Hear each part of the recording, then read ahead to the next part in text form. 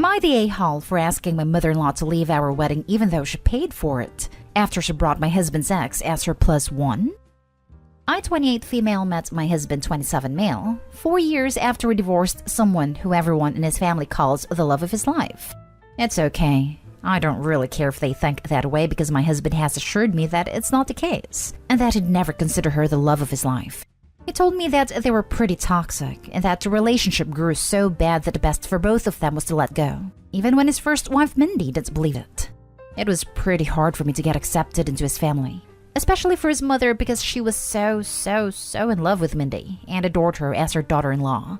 They were pretty close, and even got depressed after Mindy moved to another state since she didn't want to be near my husband. Time went by and my mother-in-law and I bonded after the traumatic loss of my father-in-law almost 2 years ago. His passing crushed her horribly, but my husband and I tried to be there for her as much as we could since he's their only child. The joy came back to her life after we had our first son, and mother-in-law found a new push to live thanks to him. And even though we didn't become the perfect family, we're close enough to let mother-in-law know that she'll never be alone again. But when the pandemic began, money became tight for us. And after having our baby, my husband and I decided to prioritize our needs. We used what his father left him and some of our savings to buy a house, and decided to have a small celebration after we were legally married. But my mother-in-law said no. She offered to pay for it since she was proud of my husband for doing what was best for our son. At first we said no, because it didn't feel right. But my mother-in-law convinced us, saying that she didn't want to miss the wedding just as her husband did if we ended up taking too long. We made it small and simple because we didn't want to take advantage of her, and we even let my mother-in-law have her way in some decisions. Then when the big day came, she has Mindy by her side, and my husband and I are confused. My mother-in-law approached us and we asked her what was happening.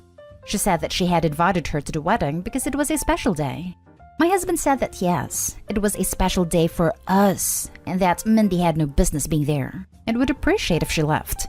My mother-in-law looked at me, but I said that I feel the same way. But my mother-in-law got angry, and said that she paid for the wedding and she could invite anyone she wanted. While we both agree, we said that Mindy wasn't really anyone, and that it was the fact that she didn't tell us before, rather than inviting her. Then she said that if Mindy had to go, she'll follow, and my husband said, then do. She ended up saying that she's gonna stay, but that we had to tell Mindy to leave, which my husband gladly did. My mother-in-law spent all the evening mad, and after the wedding, we offered to pay for half of it or even everything if she wanted, but she said that the damage was already done. Now for the top comments. Not day home. I would go no contact with her faster than I could type this comment. Yeah, this just screams narcissistic parenting. This. I suggest you seriously consider if you want to leave your child alone with her. This, interactions about the wedding, give me a bad feeling that she may try to turn your child against you and can communicate and converse. Be wary. She cannot be trusted. Not day home. The fact that she quickly pointed out that she is the one who paid for the wedding makes me believe that this was her plan all along. She absolutely planned to be sneaky about this, or she would have told them who she was bringing ahead of time. It sounds like Mindy lives out of state now, so this required planning. It was not a spur-of-the-moment decision. Why would Mindy have even wanted to attend the wedding of her ex-husband that she moved out of state to get away from? What the actual hell is wrong with both her and mother-in-law? Not day home, and really weird that the ex would even want to be there. Right? I'm confused why the ex bothered coming. Super weird situation all around. I'm guessing mother-in-law was hoping that the ex would show up and her son would be overwhelmed by his love for her and he would send his fiancée away and still hold a ceremony. But with the ex. The ex was in on it too, obviously. Next story. Am I the a-hole for kicking the best man out of my wedding after he disrespected my fiancé? I've been best friends with Jeff since 7th grade.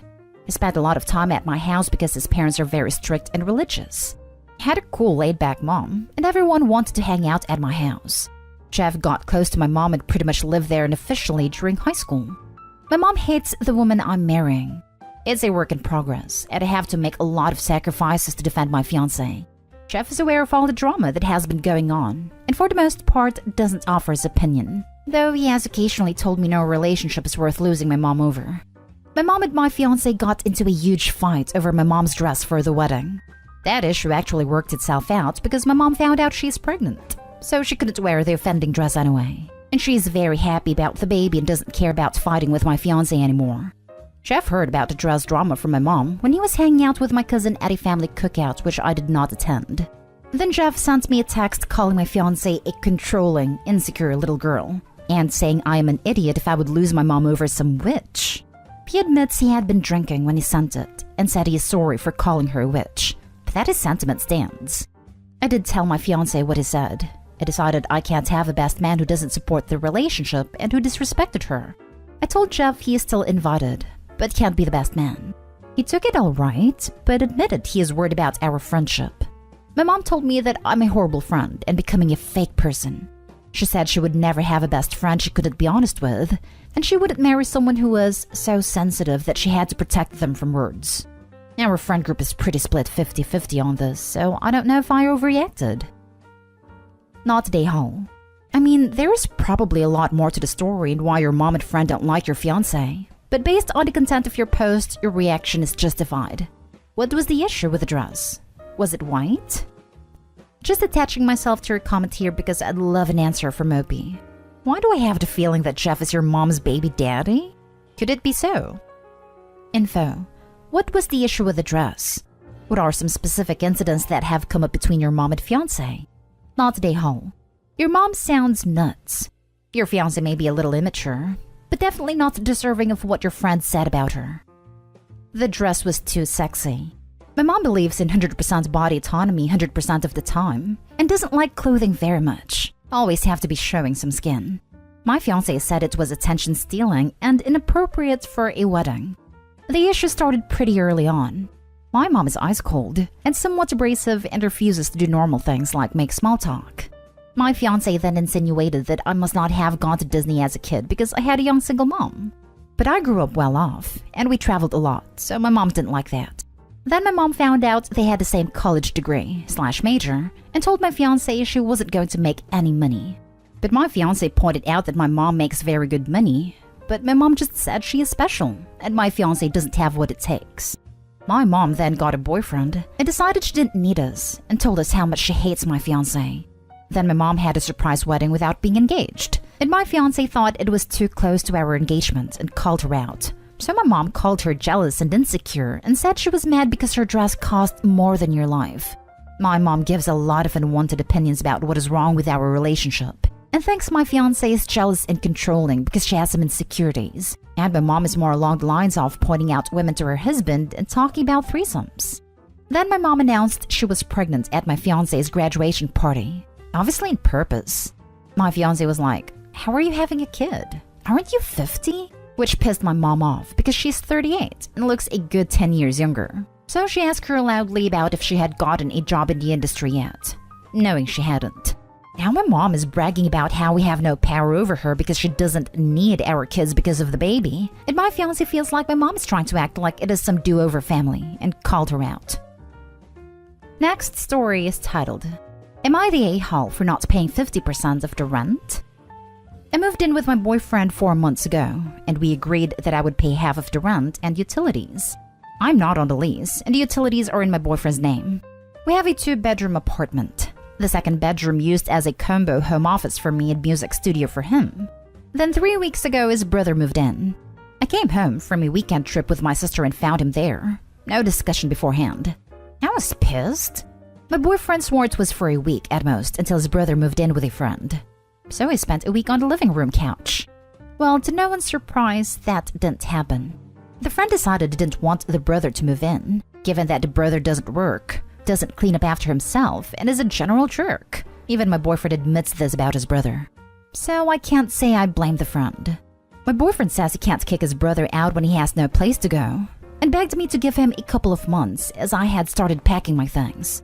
I reluctantly agreed, and boyfriend ends up moving my desk into the living room, where I have no privacy while I work and his music stuff into a corner of the bedroom, where we are basically tripping over it so his brother can have a bedroom.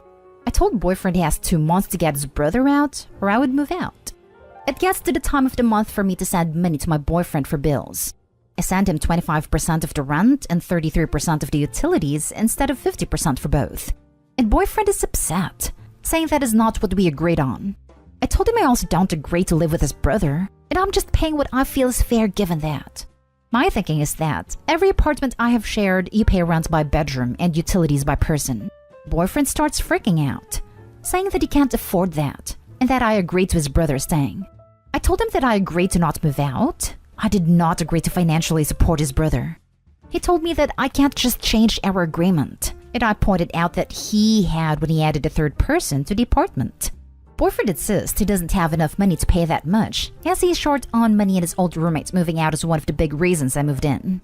Boyfriend says that he will end up having to not pay something, and that it will kill his credit when he has been working on rebuilding. He tells me that he is already short because he is having to spend more money on groceries with his brother there, as I flatly refuse to pay for more groceries. Still, I refuse to budge. Boyfriend insists that I'm trying to hurt him financially because I'm angry with him and being petty.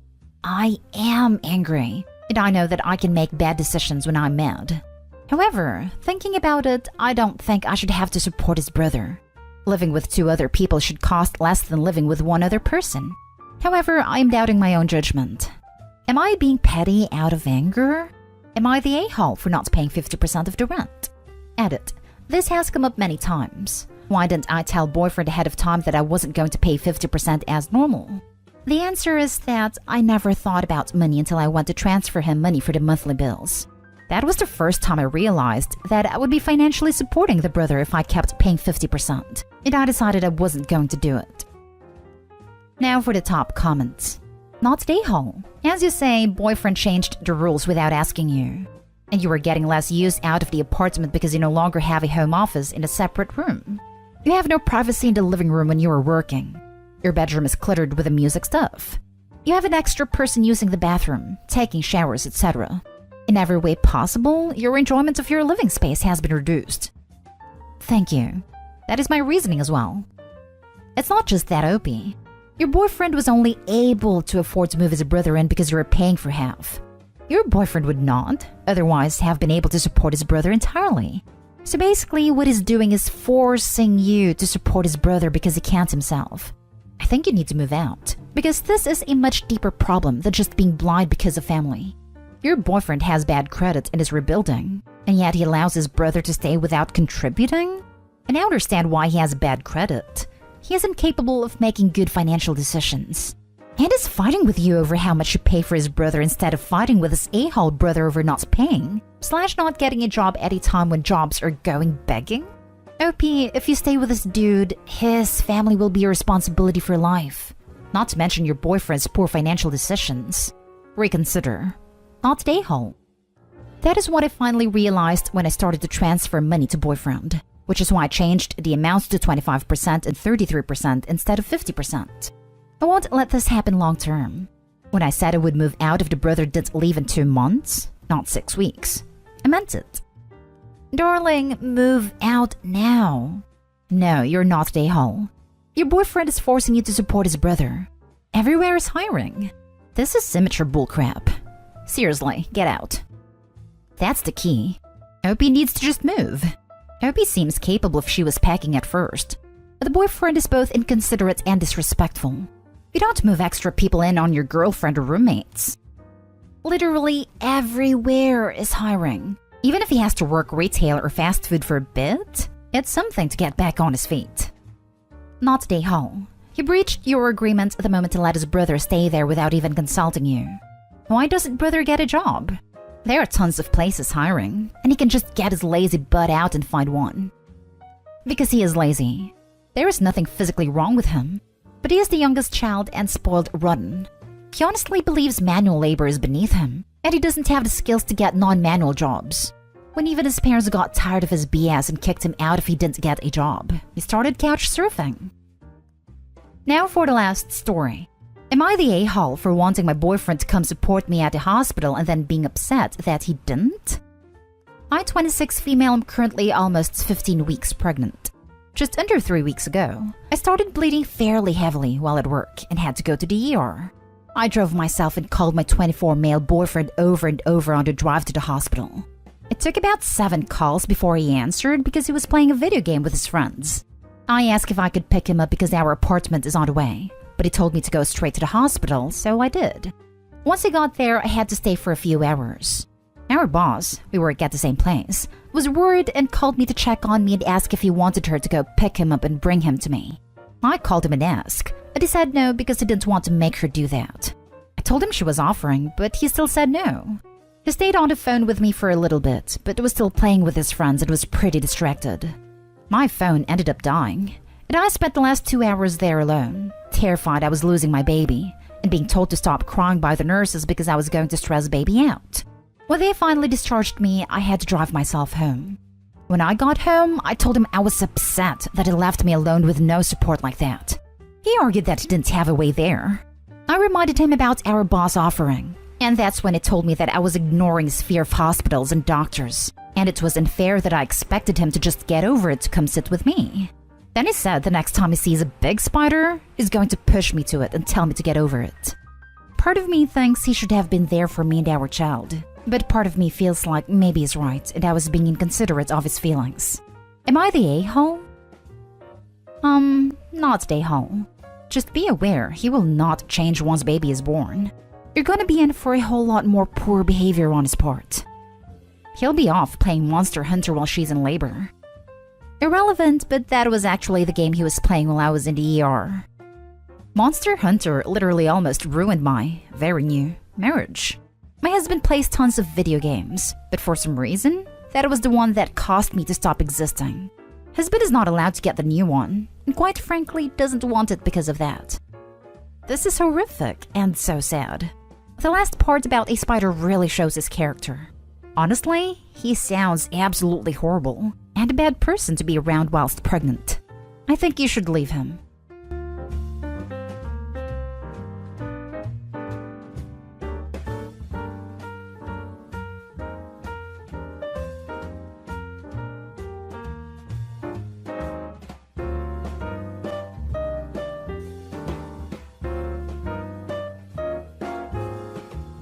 Am I the a-hole for causing a woman who bad-mouthed me at work to get fired?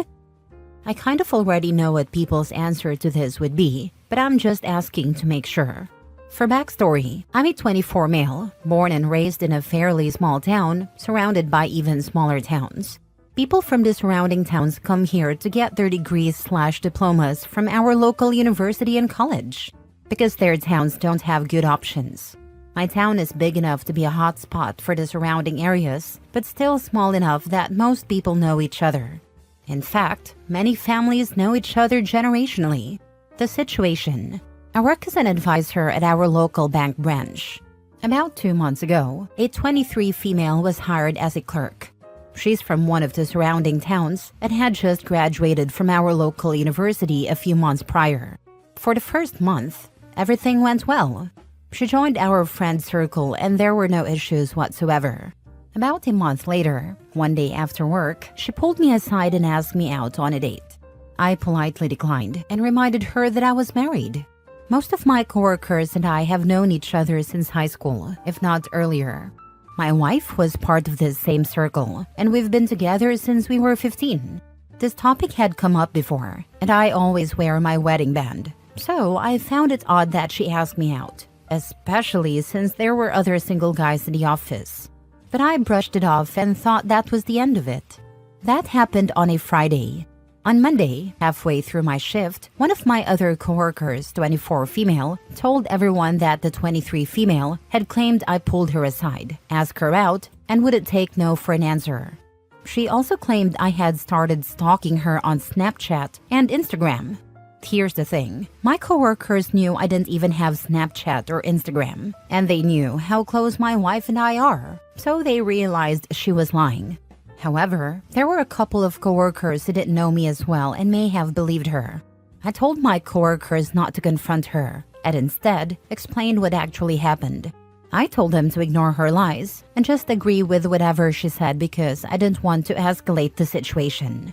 I figured she was just being childish and didn't know how to handle rejection. The escalation. About 2 weeks later, my dad called and said he needed to speak to me. When I went to my parents' house, he told me that a friend of his, who's a client at the bank, mentioned I had been stalking a girl at work. This client had heard it from the 23 female, who was now looking for another job and asking for his help. I explained the truth to my dad and decided I needed to put a stop to her lies. The next day, I explained everything to HR. Once I told HR that clients were getting involved, they took the matter seriously and opened an investigation. They interviewed me, my coworkers, and a 23 female. Everyone backed me up, and camera footage showed her pulling me aside, not the other way around. HR confronted her, and she tried to claim I was stalking her by showing them an Instagram account with my face on it. Here's the kicker. The photo she used was the only photo of me on one of my coworkers' profiles. She had created a fake account and sent herself messages to make it seem believable. HR fired her on the spot for spreading malicious rumors and disrupting the work environment. Since she was still in her probationary period, she didn't receive severance or any additional pay. Given the small-town environment, news spread quickly. Her job prospects here are now non-existent. This is why I'm questioning whether I handled it the right way. On one hand, I'm relieved to have cleared my name. But on the other, I wonder if I should have confronted her directly instead of involving HR. Now for the top comments before reading the mini update. She decided to F around and found out, and deserved to be fired, not the a-hole. You also shouldn't feel bad about the backlash she's receiving. If you hadn't defended yourself, her lies could have permanently damaged your reputation in your town. She got what she deserved, and now you don't have to worry about her anymore. Not the a-hole. She actively tried to ruin your life and caused a huge hubbub in your workplace. You tried to ignore her, but she kept pushing. She's a psychopath, and appropriate workplace consequences were meted out. Fafo. You didn't get her fired. She got herself fired. Consider legal options if you think she'll keep bad-mouthing you everywhere. Slander and libel are both against the law, not the a-hole. It's possible that you live in a locality where many people proclaim great fondness for the 10 Commandments and favor displaying them in schools and courthouses. If so, she should be reminded that "thou shalt not bear false witness against thy neighbor" was important enough to make the short list when the Almighty drew up the "these are my rules for you" starter kit. Therefore, her behavior is an offense against the law of humans and of multiple religions. And lies need to stop, and she needs to keep your name out of her mouth and off her keyboard. I don't think she will do it again, at least not to me, but I'll still speak to a lawyer friend of mine. Thank you very much for this advice. Mini update. Thank you everyone for the comments. As I mentioned in the first line of this post, I had a feeling I knew the answer, and all of the comments have reiterated the same, so I'm at peace now. As a lot of comments suggested, if not her, at some point HR would have heard about this and potentially punished me. Thank you all for helping me clear my conscience. I also agree, I should have gone to HR as soon as my coworkers told me the first time. I just gave her the benefit of the doubt. Lesson learned. This was the first time I've dealt with something like this, which is why I needed the advice/clarification.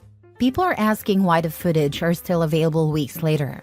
I'm going to make a wild guess that either those people haven't worked at a bank or they worked at one but did not find out about their footage storage policies.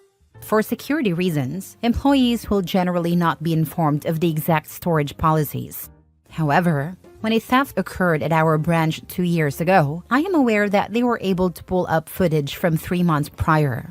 I don't know what kind of banks you guys are used to, but banks store security camera footage longer than most businesses. Each bank and each branch will have their own policies and how long they keep footage. Next story. Am I the a-hole for telling my best friend if she wasn't always trying to get with my husband, her boyfriend wouldn't have left her? I, 27 female, have been best friends with Kira, 25 female, since we were little. We were neighbors, went to the same school, college, etc.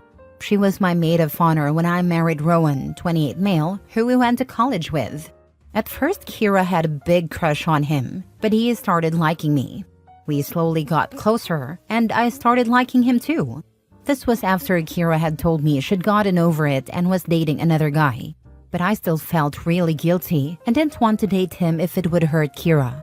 I asked her multiple times if she was okay with it, and she said she was, so I thought it was fine. Kira's been with her current boyfriend Adam, 27 male, for a year or so. However, over the last few months, she's been acting strange around Rowan. Whenever we'd hang out just the three of us, or even with Adam there, she'd always find a way to sit next to Rowan, laugh at everything he said, etc. At first, I didn't think much of it, because I knew that's kind of her personality, and her and Rowan are friends. But then she started always asking me if Rowan would be there before she came over, and if I said no, she'd often suddenly say she couldn't come. Sometimes she wouldn't show up even if I said he was there. Rowan also told me about the comment she made to him once, about how he was so patient for putting up with me being too tired to do anything with him now that I was pregnant, which I thought was weird. The odd behavior continued, but to be honest, the pregnancy has been keeping me too exhausted to dwell on it. Rowan seemed as friendly with Kira as always, but 2 days ago, our mutual friend Shay threw a dinner party. Rowan and I went, as did Kira and Adam. Kira got a bit tipsy, and she kept trying to sit with Rowan and touch him. He excused himself a few times, but she kept finding him. I tried to get her to back off a few times, and I was getting mad because this was crossing a line. She started slurring about how I stole Rowan from her. Thankfully, Adam was too busy talking to Shay's husband to hear this, but he definitely saw Kira's actions. The next afternoon, I was at Shay's again with some friends when Kira showed up. She was crying because Adam had broken up with her that day, saying he didn't think they were going to work out. Everyone was consoling her, but I was just kind of sitting there. I couldn't help but feel like she brought this upon herself. She asked me, "Aren't you going to say something?" So I said, maybe Adam wouldn't have left you if you weren't trying to get with Rowan all the time. Some of our other friends were shocked to hear this and got mad at Kira. Others were angry with me, saying Kira was just really friendly with everyone and that was a horrible accusation to make. Kira was upset, saying she couldn't believe I thought that of her and maybe we really weren't that close. She left in tears, and I left soon after too. Now I don't know. Maybe I was wrong? Kira had been drinking at the dinner party and might not have meant what she said, and the other stuff could have been nothing. Maybe this was too harsh to say to her after a breakup, and we could have talked privately, not in front of our friends. Am I the a-hole? Not the a-hole. Well, not entirely. Yes, it was kind of rude to say that after she had been dumped, but she'd been acting this way for a long time, to the point where even Rowan was uncomfortable, but she still persisted. Getting drunk didn't help, and I bet Adam did hear her say you stole Rowan from her. From my point of view, she's clearly been jealous this whole time. She hasn't moved on and has only tried to get closer. Rowan also brought up that weird comment she made about you being too tired to do anything. That's not a normal thing to say to your best friend's husband, even as a joke. It's messed up, not the a-hole. I don't know what the rules are in relationships, and they are probably different for every couple, but at a certain point, should he have shut it down himself? Kira's trying to sleep with your husband. She's not your friend at all. You are not the a-hole for saying that, but you are the a-hole for allowing her to make your husband uncomfortable by sexually harassing him. If one of your female friends told you that another friend's husband was constantly touching her, flirting with her, and making personal comments about her sex life, what would you say? Start standing up for your husband. Yes, she was letting her husband be sexually harassed. She's the a-hole for that. Next story. Am I the a-hole for not recalling my dog when she chased my neighbors off of my property? I, 30 female, have 4 dogs, but the one this story is about is a 4-year-old Rottweiler named Bella. A few months ago, new renters moved next door, and things have been unpleasant to say the least. The neighbors are always screaming and fighting late into the night, and the men in the home have a habit of always trying to talk to me, or just watching me when I'm outside. This is not done in a friendly way, and it has made me feel very uncomfortable. I'm a single woman living alone, and our police force isn't the best. So I just keep my head down, hoping they'll move out soon. The other night, around 11 p.m., I was outside with my dogs in the backyard. My neighbors have a chain-link fence, but I have no fence along my property except for the part that separates their property from mine. One of my dogs was on a leash, but the other 3 are completely trained off-leash and do not leave the yard. I know some people may not agree with that, but I live in the countryside, and also my dogs have never run off. One of the women who lives next door, for some reason, decided to enter my yard because she wanted to just play with my puppies. Bella growled and walked closer to me, and I asked the woman to please leave. But she just kept telling me it was fine and ignored what I was saying. One of the men decided to join her, and they came further onto my property, which led to Bella barking. After a few moments of them continuing, Bella chased after them. She stopped running the second she hit the property line and went inside with me immediately after. Now these neighbors keep making comments about not feeling safe with their kids and saying I should have called my dog back because they weren't a threat. I don't feel like I did anything wrong, but I also don't want the area to think my dogs are dangerous, especially with the stigma against Rottweilers. I also don't want to stir up unnecessary drama when it's already difficult living next to these people. Am I the a-hole? Now for the top comments before the mini update. Not the a-hole. The neighbor came onto your property without permission and thought she could just pet your dogs. Bella had every right to chase someone who wasn't invited off. If you're worried about your neighbors, get cameras and place them in front and backyard. Cameras are in the plan, but I'm paycheck to paycheck right now, unfortunately. If you're between paychecks, you can still document any harassment and interactions. Write down any incidents and date them, including anything that happens with your dogs. Inspect your front and backyard for anything that's different. Make sure you date everything. Not the a-hole. Your neighbors need to stay in their own yard. That was my thought process when it was happening, but I know that things can be different depending on the breed of the dog. I know for a fact Bella wouldn't have hurt them unless they had tried to hurt me, but I didn't know if that mattered or not. Mini update. Thanks everyone for the advice. I've called a friend who has agreed to come over tonight, and he will crash in my spare room until I feel safe. I'm going to contact the police tomorrow and make a report, as well as get a runner and a cheap camera as soon as I get paid.